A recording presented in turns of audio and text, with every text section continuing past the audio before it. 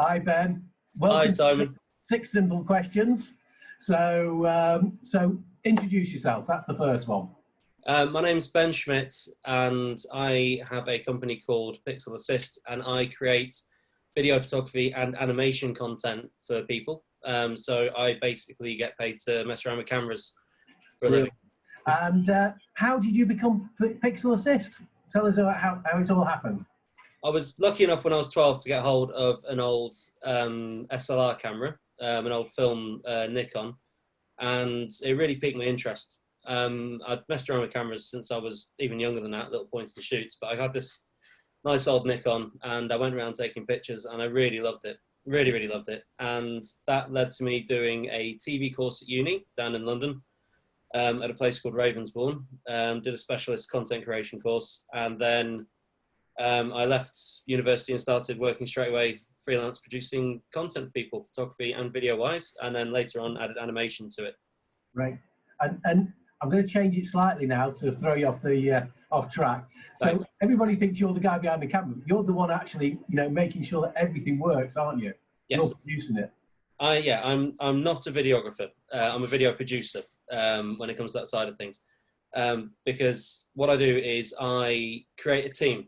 So it's me by myself, and then I'll put a team together for an individual job.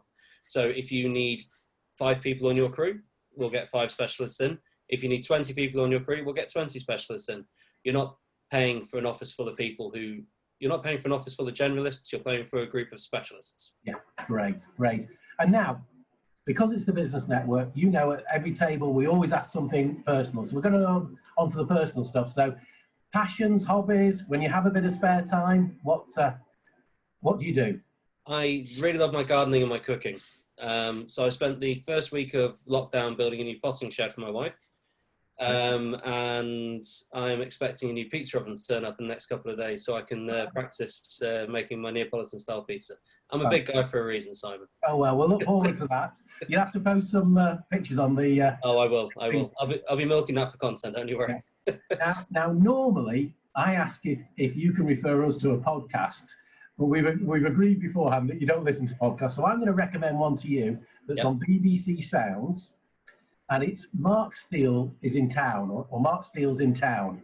And it's a comedian who goes to all sorts of towns and then takes the mickey out of it. I think it'd be right up your street. So he's done one on Stockport, he's done one on Over the Edge, one was fantastic. So you'll really enjoy it, and it's on BBC Sounds. So you think that'll appeal to my dry sense of humour? Yes, I think you will like that. So they're very funny. So next one is books. Yeah. What book would you recommend? I'd like to recommend 2. I'm incredibly late to the party, but I am just starting to read How to Win Friends and Influence People by Mr. Carnegie. And that is based off one of the seminars at the Business Network by the fantastic Mr. Kintish.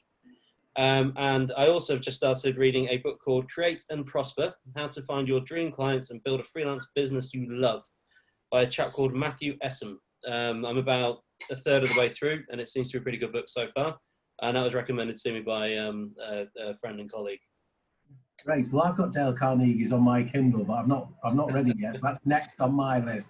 I've barely scratched the surface on it. I've had it for about 5 months. I really need to pull my finger out. Yeah. Right. And the final question is words of wisdom. Any words of wisdom you'd like to impart?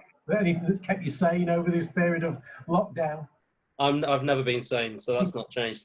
Don't become invisible online.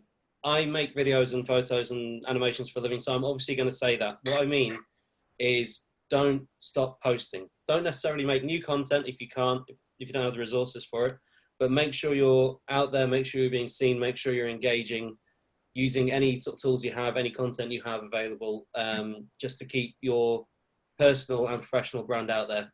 Because if you go quiet now, you're liable to not survive. That's good. When things get back to normal, as it were. Yeah, there's so many opportunities to get your word out. So no, that's brilliant. Thank you so much, Ben. That's been great. Yeah. So thanks. Okay, goodbye. Cheers.